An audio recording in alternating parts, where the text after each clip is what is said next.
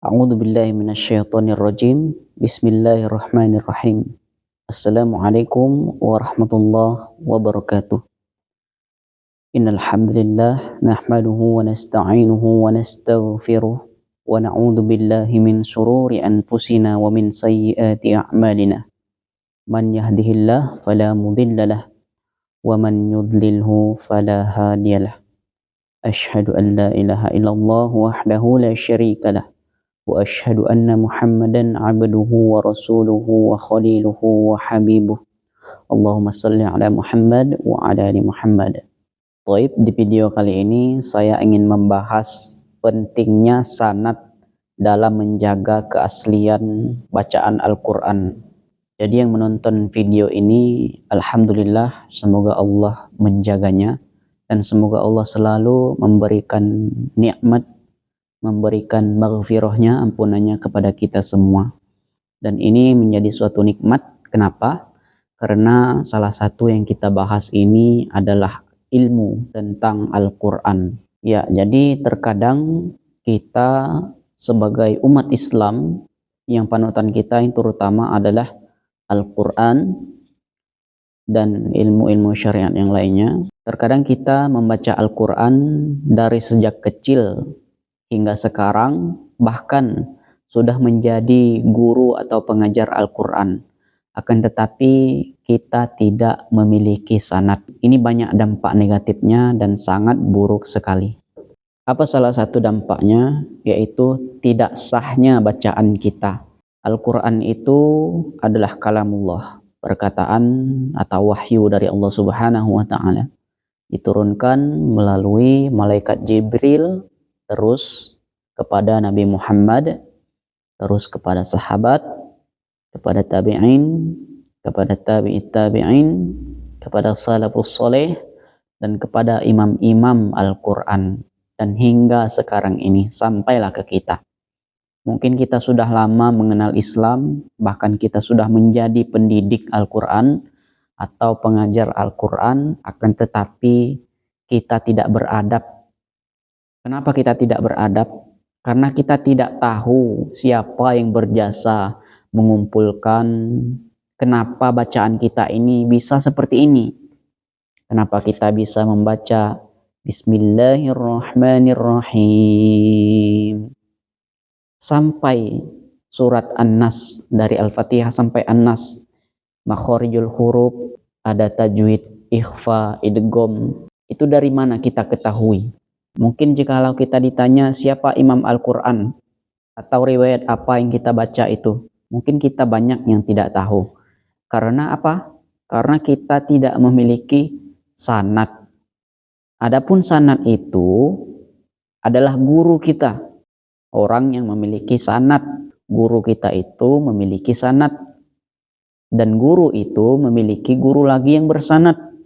Dan berguru kepada orang yang bersanad lagi, dan berguru terus-terus sampailah kepada Rasulullah SAW. Malaikat Jibril berguru kepada Allah Subhanahu wa Ta'ala. Nabi Muhammad berguru kepada malaikat Jibril. Para sahabat berguru kepada Rasulullah. Para tabi'in berguru kepada sahabat. Tabi'in berguru pada tabi'in. Imam-imam Al-Quran, salafus soleh berguru kepada guru-gurunya terus. Kita ini berguru kepada siapa? Sehingga bacaan kita ini bisa seperti ini. Mungkin tak banyak kita yang tahu. Menuntut ilmu bagi kita umat muslim ini adalah suatu hal yang wajib. Apalagi ini adalah di bidang Al-Quran. Katakanlah kita bicara keilmuan yang lainnya. Misalnya kita belajar hadis. Belajar hadis itu ada imam-imam hadis.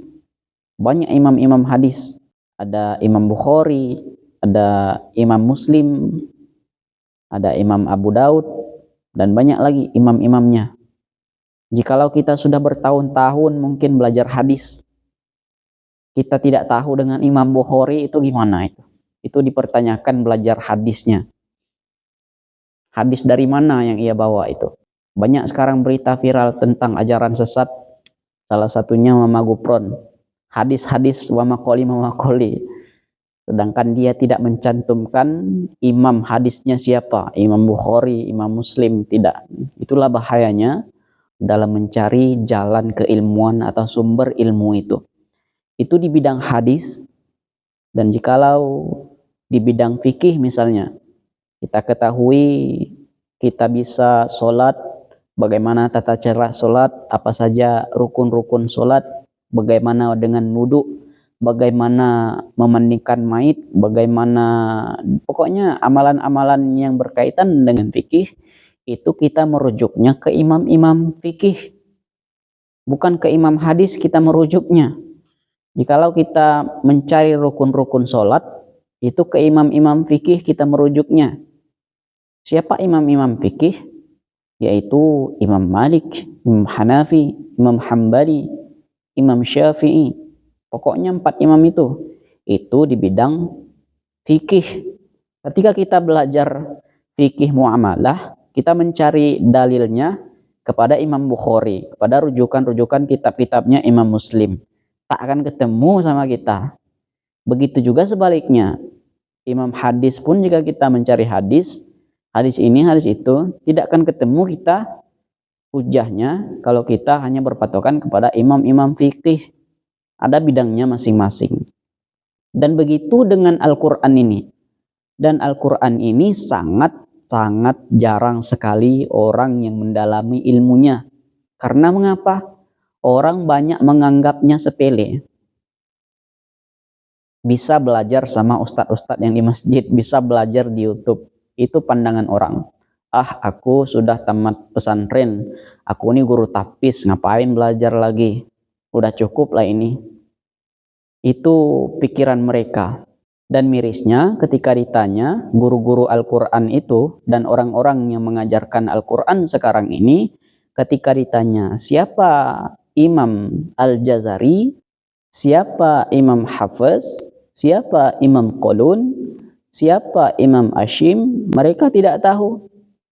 Karena kenapa? Ya karena itu tadi, tidak memiliki sanad dalam keilmuan di bidang Al-Quran. Ini adalah salah satu dampak negatifnya.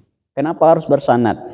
Jikalau kalian mencari dalih tentang keilmuan Al-Quran, merujuk kepada imam-imam hadis atau imam-imam fikih, itu tak semuanya atau tak sempurna. Misalnya ketika kita sholat, itu rukun sholat kita membaca surat Al-Fatihah. Surat Al-Fatihah yang bagaimana menurut imam fikih tidak disebutkan. Imam fikih tidak tahu soal itu. Siapa yang tahu? Yaitu Imam Al-Jazari. Ya, kita baca sedikit tentang rukun-rukun membaca Al-Quran menurut Imam Al-Jazari. Yang namanya rukun ini apabila kurang maka tidak sah bacaan kita. Menurut Imam Al-Jazari dikatakan dalam kitabnya, qala al-Imam Ibnul Al-Jazari fil Thaibatin Nasr, di dalam kitab Thaibatun Nasr kata Imam Al-Jazari apa? Di antara rukun-rukun membaca Al-Quran, bacaan seseorang itu bisa dikatakan sah atau tidaknya apabila memenuhi rukun-rukun berikut. Arkanul qiraah sahihah. Ya, di dalam kitab Thaibatin Nasr Imam Al-Jazari mengatakan, yaitu pada bait yang ke-14 sampai ke-16 mengenai rukun bacaan Al-Quran seseorang itu disebut sah atau tidaknya. Yang pertama yaitu sesuai dengan kaidah nahwu atau bahasa Arab. Itu yang pertama. Ini semua kita sudah sesuai dengan kaidah nahwu atau bahasa Arab. Dari dulu Al-Quran kita berkaidah nahwu atau bahasa Arab. Yang kedua, sesuai dengan Ros Usmani, dengan tulisan yang ihtimal. Dari dulu juga, dari zaman sahabat Rasulullah Utsman bin Affan itu Al-Quran sudah bertulisan Ros Usmani. Ya, yang kedua tadi itu sudah kita temui dan sudah ada sejak dahulu. Yang pertama yaitu sesuai dengan kaidah nahwu. Yang kedua yaitu sesuai dengan Ros Usmani atau tulisan yang ihtimal. Yang ketiga adalah sahih sanadnya tersambung sampai ke Rasulullah Shallallahu Alaihi Wasallam. Jadi ini yang sangat jarang dan bahkan tidak kita ketahui. Bahkan kita mungkin baru mendengar, ternyata ada rukun-rukun membaca Al-Quran itu. Iya ada, karena di bidang Al-Quran juga, imam-imamnya juga ada. Jikalau antum mencari dalih kepada imam fiqih, kepada imam hadis, tidak ketemu rukun itu. Di mana ketemunya? Yaitu imam Al-Quran. Di antaranya Imam Ibnu Al-Jazari. Sahih sanadnya tersambung kepada Rasulullah Shallallahu Alaihi Wasallam. Jadi ketika orang tidak memiliki sanad, sanad itu adalah sandaran ilmu. Dia akan menebarkan ilmu itu terkhususnya di bidang Al-Quran dengan apa yang dia ketahui saja, atau dari YouTube dia belajar, atau dari gurunya yang tidak bersanad, dia akan mengatakan apa landasannya dari gurunya si ini, dari YouTube-nya si ini. Itu sesungguhnya tidak bisa dipertanggungjawabkan. Karena kenapa? Karena tidak ada ketersinambungan sanad antar mereka. Meskipun gurunya yang di YouTube itu, orang yang mengajarkan di YouTube itu bersanad, dia menonton videonya, orang yang bersanad itu tidak akan mendapatkan sanad. Karena kenapa? Salah satu cara untuk mendapatkan sanad itu adalah, yang pertama adalah as-sama', yang kedua qiraah, yang ketiga adalah hadir. Gimana as-sama'? As-sama' itu di mana murid itu mendengar gurunya berbicara atau menyampaikan ilmu. Terus qiraah, di mana guru mendengarkan si murid itu membaca bacaannya. Si murid membacakan qiraahnya, terus disetor kepada gurunya, terus diperbaiki sampai bacaannya layak. Yang ketiga hadir dalam suatu majelis. Sekarang ada yang namanya media sosial. Bisa mendapatkan sanad dari media sosial, bisa. Dengan catatan guru dan murid itu harus hadir atau aktif. Mau di ruang Zoom, mau di via WhatsApp, bisa. Tapi lebih baiknya itu hadir secara majelis atau secara langsung. Ya, kembali pembahasan kita yaitu Imam Al-Jazari. Kita bahas sedikit tentang Imam Al-Jazari. Imam Al-Jazari ini punya murid 10 atau punya qori 10 dari semua murid yang ia seleksi. Salah satu dari 10 inilah imam yang kita pakai, dan 20 riwayat daripadanya lah riwayat yang kita baca ini, yaitunya riwayat Hafiz namanya. Ada 2 riwayat dari imam kita, yaitu dari Imam Ashim. Imam Ashim ini adalah urutan kelima. Qori atau murid daripada Imam Ibnu Al-Jazari ada 10. Di antaranya ada Imam Ashim, ada Imam Nafi, ada Imam Khalaf, ada Imam Yaqub, ada Imam Ibnu Katsir, dan lainnya. Ada 10. Jadi Imam Ashim ada di urutan yang kelima. Beliau qori yang berasal dari Kufah pada masanya. Imam Ashim ini memiliki 2 murid, yaitu Imam Syu'bah dan Imam Hafiz. Imam Hafiz inilah yang sedang kita baca. Umumnya di Indonesia itu merata atau mayoritas membaca riwayat Hafiz. Ya, jadi murid Imam Ibnu Al-Jazari ada 10. Itulah yang dinamakan dengan 10 qiraat atau qiraah sab'ah. Yang antara 10 itu masing-masing memiliki 2 riwayat. Adalah semua dikumpulkan 20 riwayat. 10 qiraat, 20 riwayat.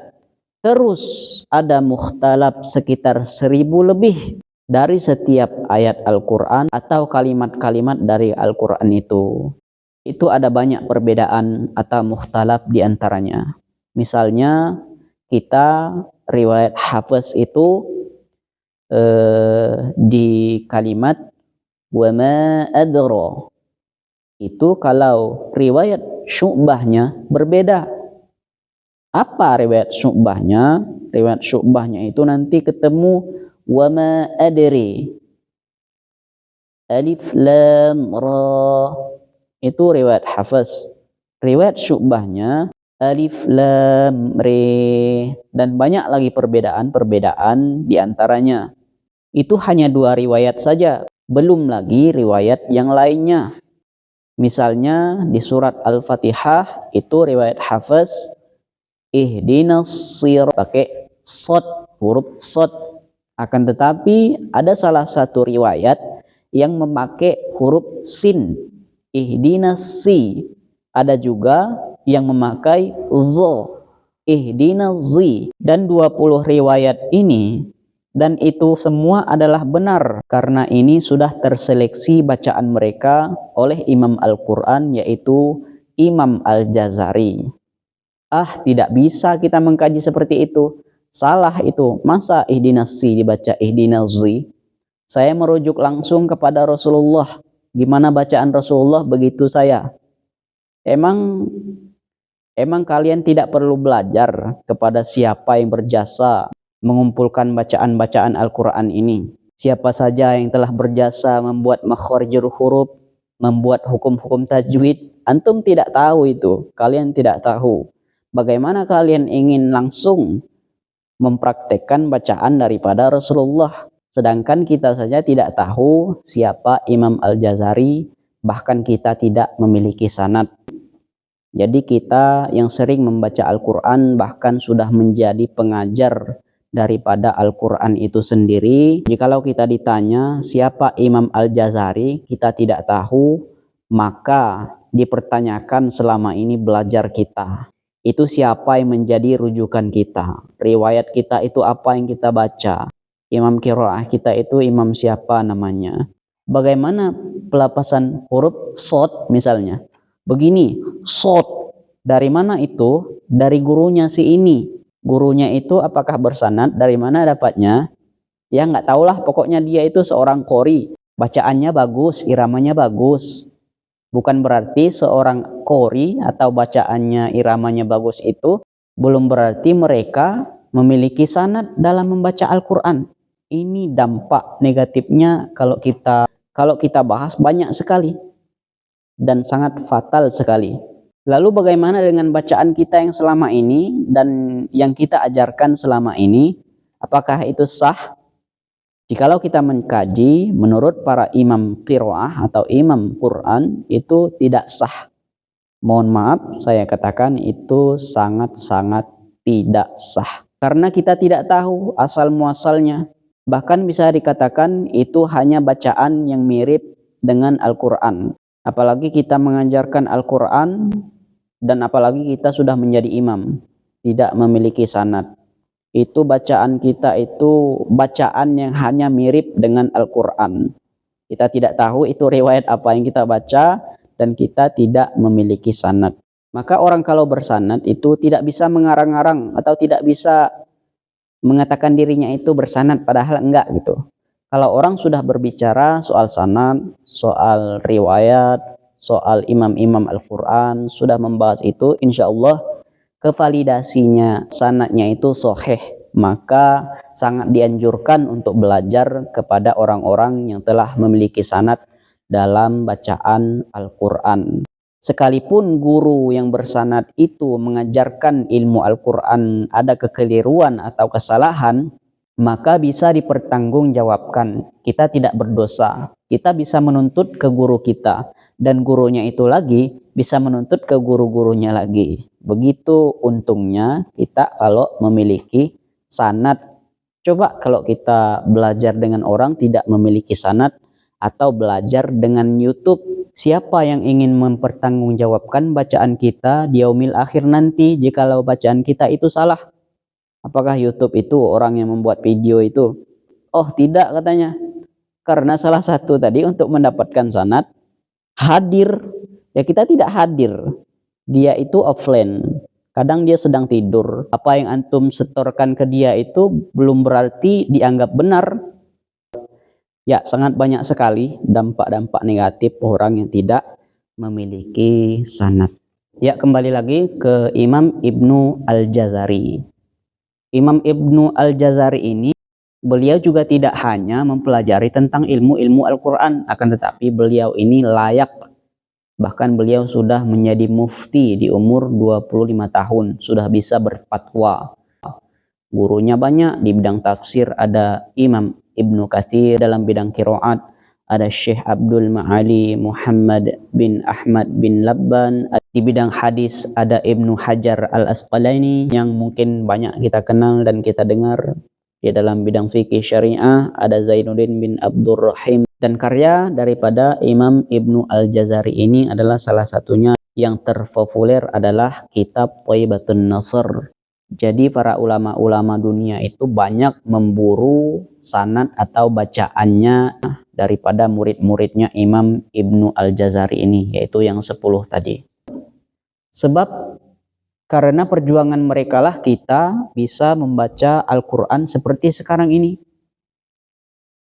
Maka bersyukurlah kita berdoa kepada Allah Subhanahu wa Ta'ala, semoga Allah selalu memberikan keberkahan atas ilmu yang mereka tebarkan hingga sampai ke kita saat ini. Jadi kita sebagai umat-umat yang terakhir harus tahu dan harus beradab menuntut ilmu dari sumbernya langsung, dari asal muasalnya. Jangan hanya menuntut ilmu itu dari katanya-katanya, tidak cukup dari sana. Karena mengapa? Karena kita menebarkan ilmu ini harus sesuai hujahnya, harus kuat hujahnya. Dan kita menebarkan ilmu itu tidaklah sesuai dengan pendapat kita, bahkan nafsu kita, akan tetapi kita memiliki hujah yang kuat atau rujukan yang pasti sesuai sanadnya. Ya, mungkin itu singkat cerita untuk memancing semangat kita untuk mendalami bacaan-bacaan Al-Quran atau keilmuan Al-Quran. Dan siapa saja, jikalau kalian tahu melihat video ini, bergululah kepada orang-orang yang memiliki sanad. Dan orang yang memiliki sanad itu tidak bisa dibuat-buat sanadnya. Jikalau dia sudah berbicara sanad, sudah berbicara ya imam-imam Al-Quran, insya Allah sanadnya itu ali atau sanadnya tingkatnya tinggi atau sahih. Maka jikalau kita belajar Al-Quran, ilmu-ilmu qiraat tentang Al-Quran kepada orang yang bersanad, itu merupakan suatu nikmat, suatu rezeki yang diberikan oleh Allah Subhanahu wa Ta'ala. Maka bersyukurlah kalian bisa bertemu dengan guru-guru yang memiliki sanad dalam bidang Al-Quran. Terkhususnya kita di Indonesia ini memakai riwayat Hafiz. Maka carilah guru-guru Al-Quran yang memang sahih sanadnya. Carilah guru yang bersanad di daerah kalian masing-masing. Umumnya kita di Indonesia ini sedikit guru-guru daripada guru Al-Quran itu yang memiliki sanad. Jadi carilah guru itu dimanapun mereka berada, siapapun, jangan pandang mereka umurnya rendah atau jangan juga pandang mereka terlalu tua, jangan pandang dari segi apapun lah pokoknya. Jikalau dia memiliki sanad dalam bacaan mereka, maka sangat dianjurkan untuk menuntut ilmu kepadanya. Bidang tajwid, makhorijul huruf, dan lain sebagainya. Mungkin hanya itu yang bisa saya jelaskan sedikit di video kali ini mengenai pentingnya mendapatkan sanad dalam bacaan Al-Quran kita. Dan untuk kalian, jazakumullah khairan. Wassalamualaikum warahmatullahi wabarakatuh.